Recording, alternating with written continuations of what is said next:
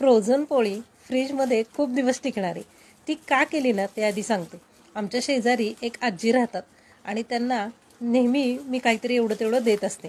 आत्ता नेमकं मला गावाला जायचं होतं आणि त्या पण आजारी होत्या. आता मला सुचेना की त्यांच्या पोटापाण्याची व्यवस्था काय करावी, म्हणून मग या फ्रोझन पोळ्या करून ठेवल्या आणि त्यांना सांगितलं हवं तेव्हा तेल किंवा तूप लावून गरम करा आणि खायला घ्या, म्हणजे त्यांचीही सोय झाली. तर या पोळ्या करायच्या कशा ना हे आता सांगते. नेहमीसारखी आपली चपाती करून घ्यायची आणि तव्यावरती भाजताना मात्र दोन्ही बाजूनी अर्धी कच्ची भाजायची, तव्यावरून खाली काढायची, गार करायच्या आणि पूर्ण गार झाल्यानंतर डब्यामध्ये भरून फ्रीजमध्ये ठेवून द्यायच्या. आणि जेव्हा खायच्यात ना त्यावेळेला तव्यावर एक एक पोळी भाजायची, तेल किंवा तूप लावायचं आणि लगेच खायला घ्यायची.